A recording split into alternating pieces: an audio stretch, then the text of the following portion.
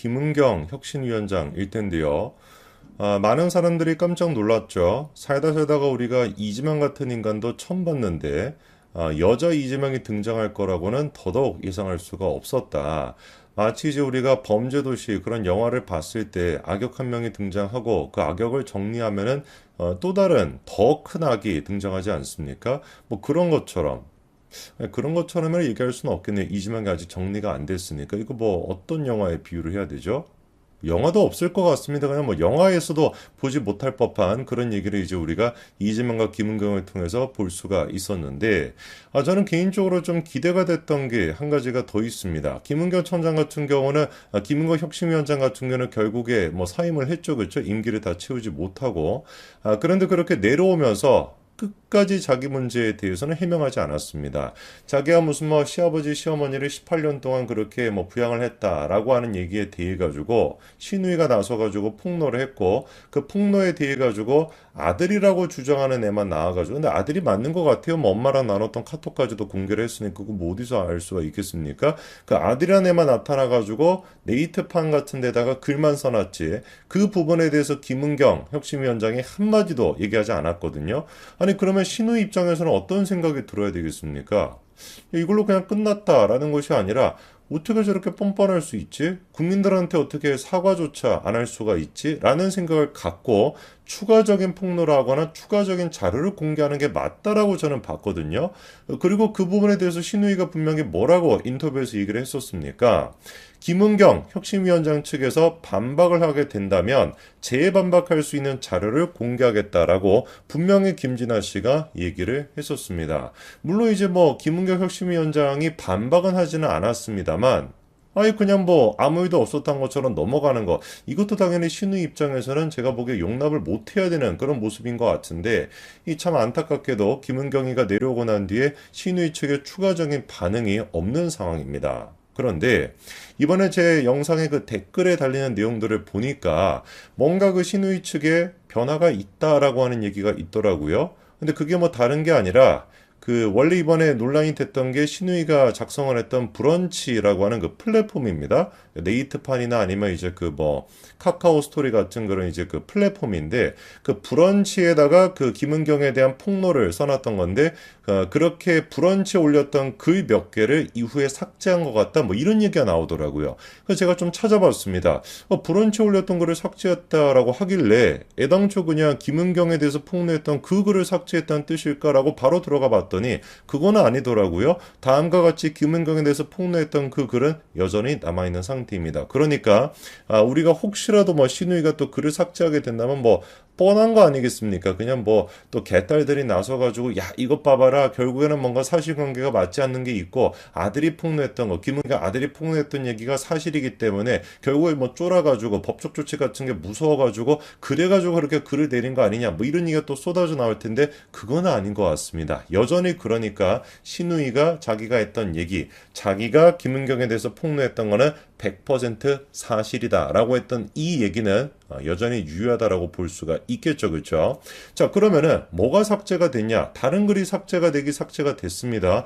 2개 정도의 글이 삭제가 됐는데요. 일단 첫 번째 글이 다음 같은 글입니다. 김건희를 보는 미국 아줌마의 시선이라고 하는 글인데 요게 지금까지도 제가 확인해 본 결과 삭제가 되어 있는 상태예요. 자, 그러면은 저 글에 어떤 내용이 들어가 있었냐? 저게 이제 다른 게 아니라 그 이제 그 서울의 소리 기자랑 그 다음에 김건희 여사 두 사람이 주고받았던 그 통화 녹취록이 있지 않았습니까? MBC 스트레이트를 통해서 공개가 됐던 그 통화 녹취록이 공개가 되고 그 안에 들어가 있던 내용에 대한 지금 이제 김진아 씨의 감상평이에요. 근데 그 감상평을 보니까 뭐라고 나와 있냐? 김건희 여사가 김종인에 대해 가지고 씨 이런 식으로 이제 표현을 하는 걸 놓고서 인격을 말해주는 싸구려 언어라고 생각이 된다. 뭐 이런 식으로 지금 얘기하고 있고요. 그 다음에 또 김건희 여사가 정치에 뭐 관여하지 않겠다라고 했었는데 왜 저런 식으로 정치에 관여를 하는 것이냐 뭐 이렇게 비판을 하고 있고 그 다음에 또 천공스님 건진법사 이런 식의 무속인의 얘기에 대해서도 비판적으로 얘기를 하고 있었던 게 바로 저 글입니다. 근데 저 글은 지금 삭제가 된 상태예요. 그럼 바꿔 얘기해 보면은 뭔가 이제 김건희 여사에 대해서 자기가 오해를 했다라고 판단을 했든지 그게 아니라고 한다면은 뭘까요? 그냥 뭐 자기가 녹취록에 대해서 얘기를 했던 게 조금 사실관계가 맞지 않다라는 생각을 했든지 뭐가 됐든지 일단 저거는 삭제가 된 상태이고요. 눈여겨봐야 되는 게 한 가지 글을 더 삭제했습니다. 바로 이건데 출퇴근하는 대통령을 보는 미국 아줌마의 시선이라 그래가지고 우리가 청와대를 또 윤석열 정부가 용산으로 이전하지 않았습니까? 그거에 대해서 비판적으로 얘기하고 있던 글이 또 저 글입니다. 그래서 저글 같은 경우는 제가 이제 그 기억을 더듬어 봤었을 때 도대체 옮길 필요가 뭐가 있냐라고 하는 내용도 들어가 있고 두 번째 같은 경우는 문재인 전 대통령에 대한 찬양도 있었습니다. 문재인 전 대통령이 나라를 잘 이끌어 왔다. 그리고 또 청와대에서 그런 역할들을 잘 수행해 왔다. 왜 그런데 갑자기 윤석열 대통령이 멀쩡한 청와대를 내비두고 용산을 이전하려고 하냐. 이런 식의 이제 비판적인 글이 들어가 있었거든요. 근데 저것 또한 마찬가지로 삭제가 된 상태예요. 저는 그래서 이번에 이거를 보면서 김진애에서 좀 느끼는 게 있었다고 봐요. 자기가 지지해왔던 문재인 그리고 이재명 등등이 사실상 자기가 생각했던 그런 사람이 아니었구나라는 거를 김은경 혁신위원장의 경우를 통해 가지고 드디어 진실이 무엇인지 좀 깨달았다라고 봅니다. 그리고 여전히 또 우리가 좀 주목해봐야 되는 한 사람이 또 있죠. 김은경의 그 아들 또한 마찬가지로 네이트판에다가 글을 올려놨었잖아요. 저는 그러면은 그 아들 또한 마찬가지로 그렇게나 욕을 먹고 그렇게나 뭐 언론의 이름이 오르락내리락 하고 그리고 자기 어머니에 대한 사실상 그 진실이 드러났다라고 한다면 부끄러워서라도 그 글을 내릴 줄 알았었는데 어떻게 된 것인지 아직까지 그 글은 삭제가 안 된 상태입니다.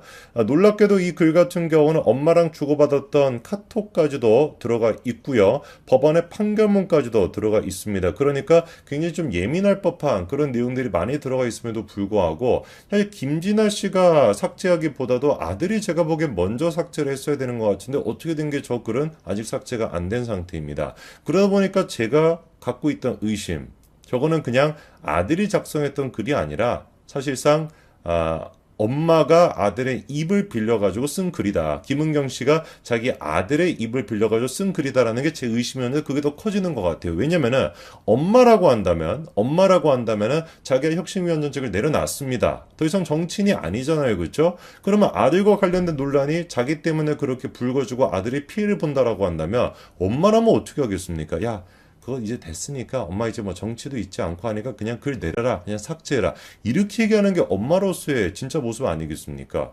그렇잖아요. 그런데 김은경 씨 같은 경우는 자기 아들에 대한 그런 논란이 있는 걸 알고 있음에도 불구하고 저 글이 삭제가 안 됐다라고 한다면 제가 보기엔 애당초 그냥 저 글의 목적이 뭐였다. 김은경 씨가 자기 스스로를 보호하기 위해서 쓴 글이 아니었을까라는 생각이 들 수밖에 없다는 거죠. 그래서 뭔가 김은경 본인 스스로가 보기에는 저 글이 내려가거나 삭제가 된다면 아들을 지금 신경 쓰는 게 아니라 괜히 그냥 내가 나에 대해서 나왔던 의혹 같은 거를 인정하는 꼴이 되는 거 아닐까라는 게 두렵고 무서워가지고 저 글을 아직까지 내리지 않았다라고 저는 봅니다. 저는 그래서 많은 분들이 그래도 문재인 정부랑 이재명을 겪고 난 뒤에 이렇게 대한민국 진보 좌파의 실체를 깨닫고 계시는 것 같아서 한편으로는 다행이다 하는 생각도 듭니다. 사실상 대한민국의 진보 좌파라고 하는 것들이 진보적인 가치는 하나도 없고 주사파적인 가치만 누리려고 하고 그리고 수많은 카르텔들, 법조 카르텔이 됐거나 정치 카르텔이 됐거나 민주당 쪽에서 4선 5선 하는 인간들이 다 어떻습니까? 이재명 본인 스스로도 마찬가지인 것이고 그 운동권 세력과 결탁이 돼 있는 게 뭐 명백한 팩트 아닙니까?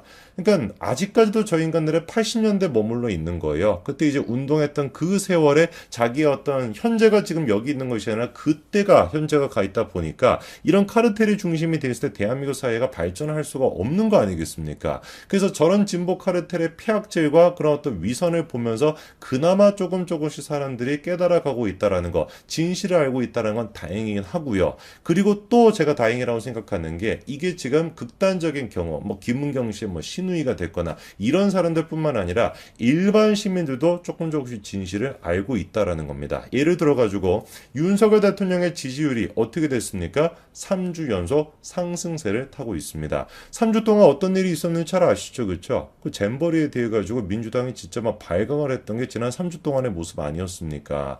뭐 잼버리가 어떻다라는 등 이태원 사고가 어떻다라는 등 오송 지하 참사가 어떻다라는 등 후쿠시마가 어떻다라는 등 온갖 우리가 지금까지 대한민국 수십 년 보수 정권이 겪었던 가짜뉴스보다 훨씬 더 저질스럽고 훨씬 더 양도 많은 가짜뉴스가 난무했던 게 지난 3주 동안이었는데 그 3주 동안 윤석열 대통령의 지지율이 흔들리기는커녕 오히려 상승세를 타고 있다는 것도 굉장히 긍정적인 모습이겠죠.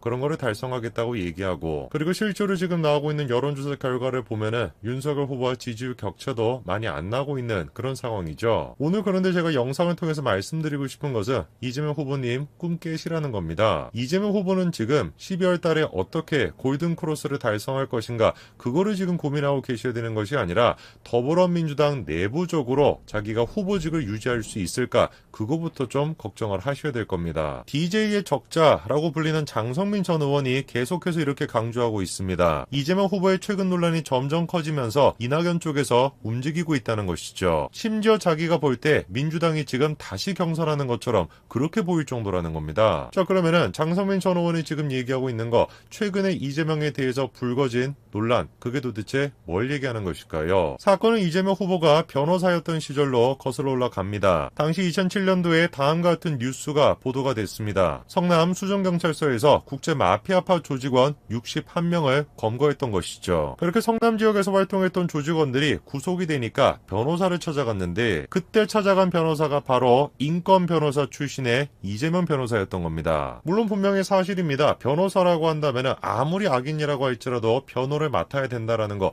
그거는 분명히 상식적인 얘기죠. 그런데 우리가 주목해 봐야 되는 것은 이재명이 그렇게 상식적인 사람이 아니다라는 겁니다. 국제 마피아파 조직원들을 이재명이 변호를 해줬다라고 하는 내용이 그것이 알고 싶다를 통해서 방영이 됐습니다. 그리고 해당 방송에서 그것이 알고 싶다는 이재명과 조직 둘 사이의 유착관계에 대해서도 보도를 했죠. 주목해 봐야 되는 건 당시 보도에 대한 이재명의 해명입니다. 분명히 그때 당시 이재명은 자신이 그 사람들이 조폭 출신이라는 걸 몰랐다라고 얘기했습니다. 한마디로 선량한 시민이라고 생각했기 때문에 사건을 수임한 것인데 뭐가 문제가 되냐, 이런 취지로 해명했던 거죠. 큰 문제가 되는 거, 정치인으로서 문제가 되는 것은 변호를 했다라는 것이 아니라 거짓말을 했다라는 것이죠. 이재명은 자신이 변호했던 사람이 조직원이라는 걸 모를 수가 없었습니다. 이미 그 사람은 확정됐던 전과가 있던 상태였고, 심지어 이재명 본인 스스로 변호했던 사건에서도 징역형을 선고를 받았습니다. 그리고 그렇게 징역형을 선고받고 난 뒤에 한 달 뒤에 또 다른 사건으로 기소가 됐는데, 그것 또한 마찬가지로 이재명 지사가 변호를 했습니다. 자기가 변호했던 사람이 이미 전과가 있는 상태였고, 심지어 자기가 변호했던 사건에서도 징역형이 나왔고 재차 기소가 돼서 또다시 자기가 변호를 했음에도 불구하고 그 사람의 배경에 대해서 몰랐다 생각할 수 있는 건 둘 중에 하나밖에 없는 것이죠. 이재명이야 거짓말을 하고 있거나 아니면 변호사로서 무능력했거나. 인권 변호사 이재명과 관련된 논란이 한 가지가 더 있습니다. 바로 조카의 다음과 같은 끔찍한 사건을 변호했다라는 것인데요. 조카 변호에 대해 가지고 이미 진작에 김부선 씨가 다음과 같이 얘기를 했었죠. 2007년도에 그 사건에 대해서 이재명한테 직접 들었다, 이렇게 얘기했습니다. 그런데 해당 논란이 커지고 나니까 이재명은 라디오 방송에 나와서 자기가 김부선 씨한테 그런 얘기를 해준 것이 아니라 형님 부부가 얘기를 해줬을 것이다, 이런 취지로 얘기했습니다. 심지어 김부선 씨가 했던 얘기 중에서 객관적인 팩트가 맞지 않는 부분도 있다라고 얘기했죠. 한마디로 그때 당시 이재명 후보는 김부선 씨가 거짓말이라고 주장을 했는데요. 정말 사실일까요? 이재명 후보가 얘기하는 것처럼 김부선 씨의 얘기가 객관적으로 잘못된 것일까요? 그런데 어떻게 된 것인지 시간이 한참 지나고 난 뒤에 이재명 후보 측에서 실토를 하는 것처럼 보입니다. 그런데 눈에 띄는 게 한 가지가 있습니다. 김부선 씨가 얘기했던 그 사건에 대해서 이재명 후보가 데이트 폭력이다, 이렇게 표현하고 있죠. 그러면서 자신의 가족 중 한 명이 데이트 폭력이라고 하는 중범죄를 저질렀는데 가족 중에서 자기만이 변호사였기 때문에 어쩔 수 없이 변호를 맡았다, 이렇게 얘기했습니다. 거기 지금 현재 논란이 되고 있는 이재명 후보의 조카 논란인데요. 현재 지금 저것 때문에 더불어민주당 내부적으로 이재명 후보와 교체가 될 수도 있다, 이런 지금 이야기가 나오고 있습니다. 조카 논란에 대해서 이재명 후보가 강조하고 있는 게 크게 두 가지죠. 일단 첫 번째가 그렇게 막 대단한 사건이 아니라 데이트 폭력이었다라고 하는 점, 그리고 가족 내부적으로 자기가 유일한 변호사였기 때문에 어쩔 수 없이 변호를 맡았다. 이 점에 대해 가지고 이재명 후보가 강조하고 있습니다. 그런데 결론부터 조금 말씀을 드리면은 이재명 후보가 강조하고 있는 두 가지 점, 그 두 가지 모두 다가 사실상 거짓말입니다. 일단 첫 번째, 이재명 후보의 조카 논란을 그냥 단순한 데이트 폭력이라고 볼 수가 있냐. 이게 이재명 조카가 저질렀던 일이고 이재명 후보가 변호했던 사건입니다. 사람으로서 상상을 초월하는 짓, 그런 짓을 조카가 했던 것이고 그런 짓을 이재명 후보가 변호했던 것이죠. 마치 데이트 폭력이다, 사소한 연인들 사이에서 발생할 수 있는 사건인 것처럼 격화시키려고 했었습니다만 이거는 사소한 연인들 사이에서 발생하는 것이 아니라 정말 상상을 초월하는 끔찍한 사건이었습니다. 그런데 이재명 후보는 그때 당시에 그런 사건을 데이트 폭력이다 라고 격화시키는 것뿐만 아니라 다음과 같이 변론했었죠. 자신의 조카가 범행 당시 충동 조절 능력의 저하로 심신미약의 상태에 있었다라고 주장을 해가지고 감형을 시도했던 겁니다. 사실 워낙에 비일비재하게 발생을 하는 거죠. 변호사라고 하는 사람들이 상상을 초월하는 끔찍한 사건을 저지른 사람들을 변호를 할 때 심신미약이었다라고 주장하는 게 한두 번 있는 게 아닙니다. 제가 주목하는 것이 뭐냐, 정작 저런 식으로 심신미약이라고 주장하는 거, 그거에 대해 가지고 이재명 후보가 뭐라고 과거에 얘기했었습니까? 정작 자기는 이렇게 얘기했던 거예요. 국민들은 정신질환에 의한 감형에 분노한다. 이렇게 반대 의사를 표현했던 거죠. 자신만의 철학을 가지고 자신만의 원리를 가지고 어떤 정책을 만들어내고 어떤 얘기를 하는 것이 아니라 철저하게 그냥 그때 그 상황에 맞춰서 사람들이 좋아할 법한 얘기, 그런 이야기를 하는 데만 매몰되어 있는 거죠. 저것뿐만이 아니에요. 분명히 이재명 후보가 뭐라고 했습니까? 가족 중에서 유일하게 자신이 변호사였기 때문에 어쩔 수 없이 변호를 맡았다라고 얘기를 했는데 어떻게 된 것인지 어쩔 수 없이 변호를 맡았던 사건이 저거 말고 또 있는 것처럼 보입니다. 그리고 그때 그 사건을 변호할 때도 마찬가지로 심신미약의 상태에 있었다 이렇게 주장을 했죠. 야, 내가 있잖아, 그 사건을 맡기가 싫었는데 가족이기 때문에 어쩔 수 없이 맡았다 이렇게 당당하게 얘기했는데 알고 보니까 가족이라 가지고 맡았던 것이 아니라 이재명이라는 사람이기 때문에 그런 식의 끔찍한 사건을 맡을 수가 있었던 겁니다. 그리고 또 이재명 후보가 이렇게 얘기하죠. 이미 정치인이 된 후였기 때문에 많이 망설였었다. 그러나 가족이기 때문에 회피하는 게 쉽지가 않았다. 그런데 정작 김부선 씨는 뭐라고 지금 얘기하고 있습니까? 이재명이 그때 그 사건에 대해서 보여줬던 비정함에 놀랐다는 거죠. 면회라도 가봤냐? 라고 이재명한테 물어보니까 혹시라도 면회 기록이 남아서 훗날 자신의 출세에 지장이라도 있을까봐 한 번도 면회를 가지 않았다. 이렇게 이재명이 얘기했다는 거예요. 거기 이재명이라고 하는 사람의 실체인 거예요. 아무리 가족이라고 할지라도 자신의 출세를 위해서라고 한다면 기꺼이 그 가족을 버릴 수 있는 거, 그게 이재명 같은 사람의 특징입니다. 김부선 씨뿐만이 아닙니다. 유족들도 지금 이 모습을 봤을 때 기가 찬 거예요. 더 유족들이 기가 찬 거는 뭐냐, 저거에 대해서 지적하니까 이재명이 보이는 반응입니다. 오늘 언론에 그 피해자분의 유족분이 인터뷰를 하신 게 나왔습니다. 네. 사건을 데이트 폭력이라고 워딩한 거에 대해서 아쉬움을 표현을 하시고 사과받은 적이 없다 이렇게 말씀하셨는데 변호사라서 변호했고요. 안타까운 일이지요. 가슴 아픈 일이고 다시 한번 사과드립니다. 네. 마음 아픈 일이죠. 이러니까 저런 식으로 뻔뻔한 모습을 보이니까 가족을 잃어가지고 자신의 생계가 엉망진창이 된 유족들에게조차도 저런 식으로 뻔뻔한 모습을 보이다 보니까 우리가 이재명 후보를 뭐라고 얘기하는 겁니까? 사회적으로 뭔가 문제가 있는 것이다. 안티소셜적이다. 그렇게 우리가 얘기하는 겁니다.